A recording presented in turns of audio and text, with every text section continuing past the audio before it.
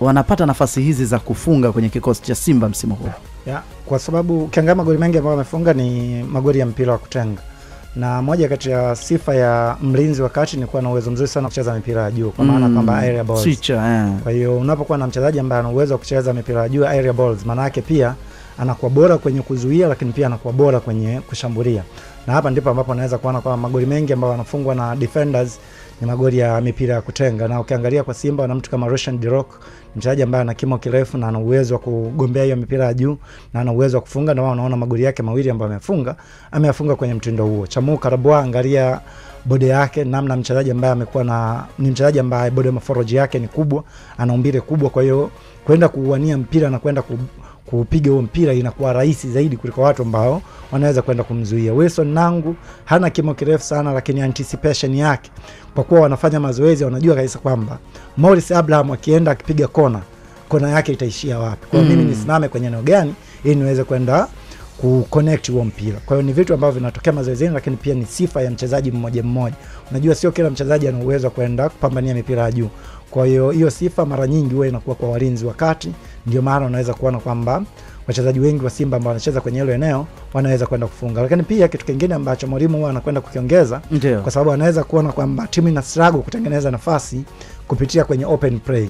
Kwa namna gani ambavyo tunaweza tukatengeneza nafasi nyingine ni kupitia kwenye mipira iliyokufa, kwa maana kwamba kona au foul. Kwa timu inatengeneza sana nafasi kwenye hayo maeneo. Ukiangalia kwenye msimu uliopita, moja kati ya vitu ambavyo Simba walikuwa na struggle ni timu kutengeneza nafasi kupitia kwenye open play. Jean Charles Ahoua miongoni mwa wachezaji ambaye alicheza kama namba 10, lakini sio bora sana kwenye kutengeneza nafasi. Hata ukiangalia assist zake nyingi zilikuwa kwenye mipira ya kutenga, kwa maana kwamba kwenye free kick pamoja na kona ndiko ambako magoli yalikuwa yanazalishwa kwenye mtindo huu.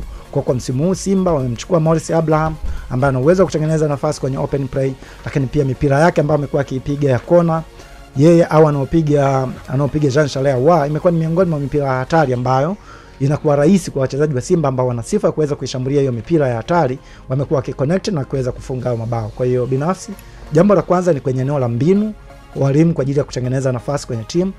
Jambo la pili ni kwenye eneo la ubora wa wachezaji binafsi kuweza kugombea hiyo mipira ya juu. Hivyo ni vitu ambavyo vinapelekea Simba kuweza kufunga mabao mengi sana ya kufunga mabao mengi kupitia eneo lao la ulinzi. Sawa, bana, tumesikia hiyo kutoka kwa Ali Luambano, lakini wakati huo ambacho kipo mpaka hivi sasa, lakini pia muendelezo wao. Muendelezo ni mzuri. Na mimi nataka nigusie katika hiyo issue ya mabeki. Simba imefunga mabao 8. Ndio. Hadi sasa. Katika mabao 8, mabao 5 yamefungwa na mabao 4 yamefungwa na mabeki wakati. Nangu bao 2, Lushain bao 2. Alafu bao 1 amefunga Chamu Karabwa. Lakini 8 hayo ni kwenye ligi kuu. Na yeye anazungumzia ligi kuu. Nangu amefunga bao 1. Bao moja kwenye ligi kuu. Moja ni Champions League. Champions League. Nsingizini. Okay, sawa. Sasa ukiangalia idadi ya mabao haya ambao wamefunga, ndio. Hii inatoa taswira kwamba miaka ya nyuma Simba walikuwa na struggle sana pindi zinapotokea kona. Unajua ukicheza na Waarabu, hii ni kitu ambacho kipo wazi. Ukicheza na Waarabu, hakikisha foul, kona unazitumia vizuri, kwa sababu hata wao ndio vitu ambavyo wanatumia vizuri sana kupata mabao. Fuatilia sana Waarabu, wanapata mabao katika mipira ya foul, mipira ya kona. Na haya mabao ambayo tunazungumzia, hawa wachezaji hawa wa nafasi za ulinzi wamefunga katika mipira hiyo. Kwa hiyo homework ya kutumia vizuri foul, kona kwa Simba, naona kabisa kwamba safari hii inaenda kuwa kitu kizuri, au inaenda kujipa hasa katika upande wa kimataifa, kitu ambacho zamani walikuwa wana struggle nacho. Baada hata kuja Ahoua kidogo tumeona ndio imezidi kupunguza, lakini sasa hivi tushapata, yani Simba washapata watu ambao wana uwezo wa kufunga kwa mipira ya vichwa kwenye kona tena. Na bora hata Simba. Yani hata miaka kadhaa nyuma walikuwa na uwezo wa kufunga. Ila moja kati ya timu ambayo nakumbuka hata mwalimu alikuwa analalamika, mwalimu wao Miguel Angel Gamondi ni Yanga. Kwenye mipira iliyokufa walikuwa wafungi sana. Nakumbuka ilipita muda mrefu sana Yanga walikuwa hajafunga goli la mpira wa kutenga. Akaja akafunga Bakari Nondo mwenyewe, akaenda kushangilia kwenye benchi la ufundi. Ilipita muda mrefu sana. Tunarudi mara baada ya dunia mpya. Tupo sana.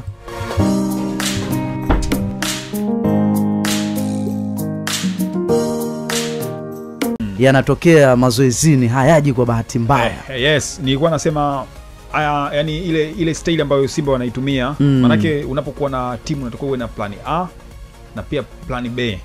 Plan A, wachezaji wako ambao unategemea kutengeneza nafasi wameshindwa, na maanisha viungo washambuliaji na washambuliaji wameshindwa kufunga, basi lazima muwe na mbinu nyingine ambayo itawasaidia nyinyi kushinda mchezo. Yes, unakumbuka miaka kama 2013 Man City alichukua ubingwa akiwa point sawa na Man United, lakini ule msimu kuna mechi mbili Vincent Kompany ndo aliamua.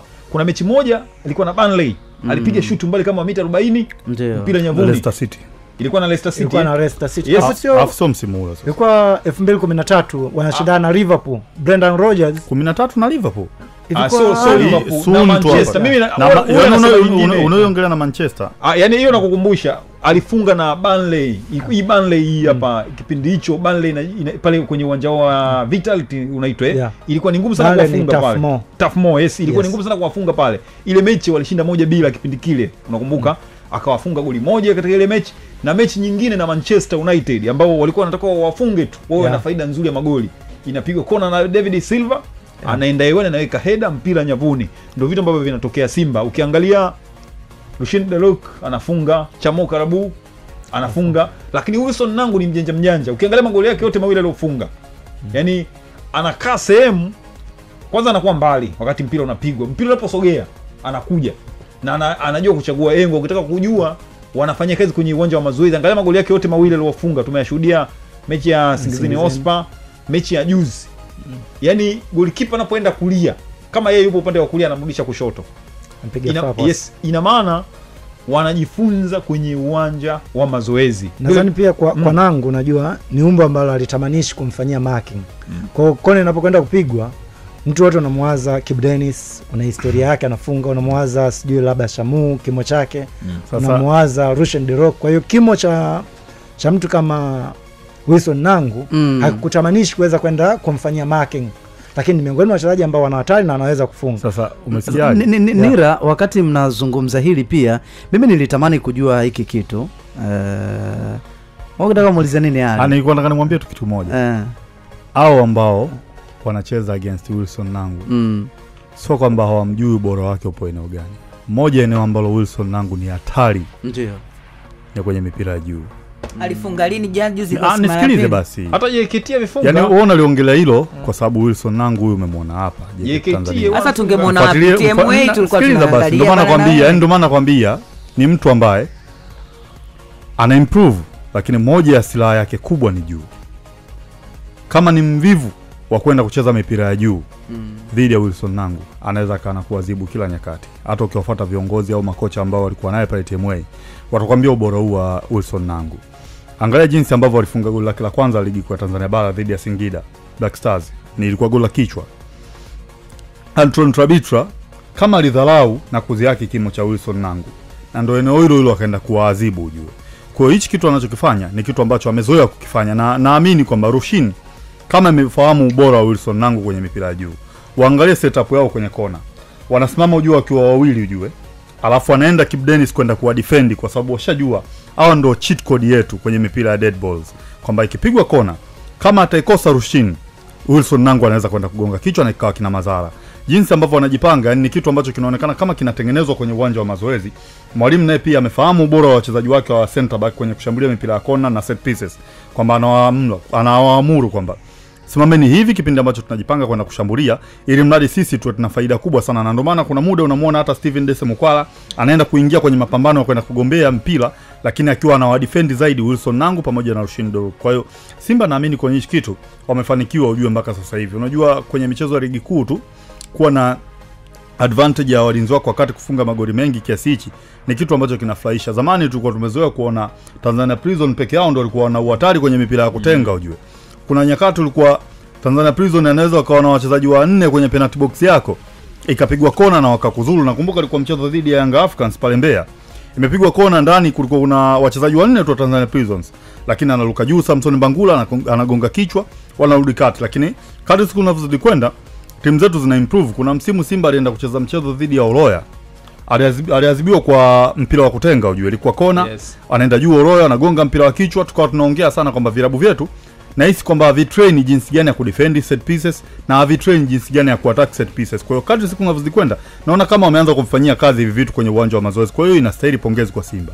Mimi nataka kujua sasa hapa mmegusia labda kasema kiasi gani Simba kwenye michuano ya kimataifa?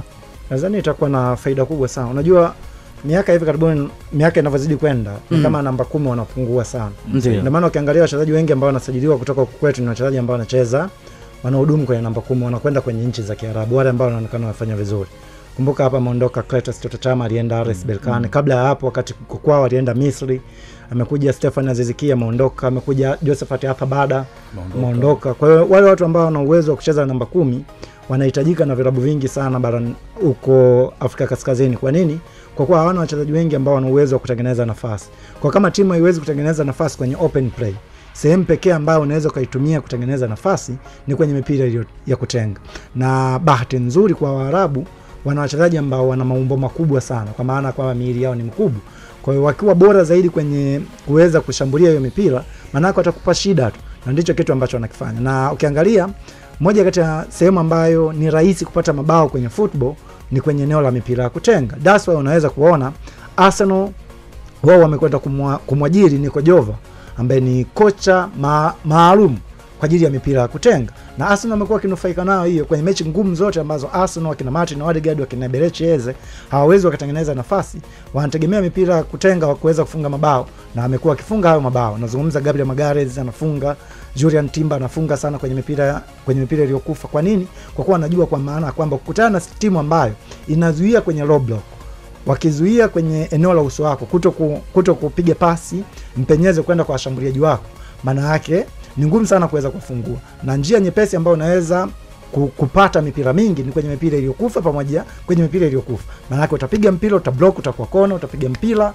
watu watablock, utakuwa mpira wa kurusha. Maana yake kuna watu ambao wana uwezo pia wa kurusha mipira umbali mrefu zaidi, hususan ile mipira ambayo inatokea karibu na uso wa goli. Kuna watu ambao wana uwezo wa kurusha hiyo mipira. Kwa kitu ambacho naweza kunufaika nacho zidi ya timu ambayo inazuia kwenye low block. Maana yake utakutana na mipira, utakutana na kona nyingi, utapata kona nyingi, utapata mipira ya kurusha eneo la karibu na goli, mipira mingi, lakini pia utapata foul kwa kuwa hawatamruhusu mpinzani kuweza kupenetrate kwenda kwenye eneo lao, maana yake watacheza foul. Kwa wakicheza foul, maana yake wewe unakwenda kunufaika na hizo foul. Kwa timu kama timu lazima itrain kuweza kuhakikisha kwamba namna gani ambavyo inaweza kunufaika na mipira ya kutenga, aidha ya foul, aidha ya kurusha kutokea karibu na uso wa goli pamoja na kona. Na ukitrain vizuri kwenye hiyo mipira ni rahisi sana kuweza kupata mabao. Utawakosa kwenye open play, utawakuta kwenye hiyo mipira, na unaona timu nyingi ambazo ziko vizuri kwenye hiyo mipira wanapata mabao na wanaweza kwenda kuwa mabingwa. Sawa, Ali Lomba. Isa kabla hujaondoka hapo, mimi nataka kitu amekiongeza hapo. Sasa mimi nataka nimpitishe kwenye njia sahihi. Yaani unapozungumzia Simba, ile safu yake ya ulinzi ndio kama Arsenal ya Bongo wakati huu. Yes. Kwa sababu Simba kuna Lucien Delok. Yes, kuna Wilson Nangu pale, kuna Chamoka Labo. Abdulaza Kamza pia ambaye alifunga bao zidi ya Azam kama unakumbuka. Sasa msimu huu kwenye Simba Day goli alifunga nani? Simba Day imefungwa na beki. Mechi ya Simba Day. Abdulaza Kamza. Wana Hamza pia kwenye hilo eneo. Kwenye mechi za ligi ambazo nakumbuka hadi wakati huu, Lucien alifunga kwa header, ilikuwa ni kona ya Ahua. Yes. Kuna kona nyingine ilipigwa na Mutale, akaweka nyavuni Chamoka Labo. Umeona? Wilson Nangu juzi pasi ya nani? Elie Mpanzu kibisa. Ilikuwa ni foul ile?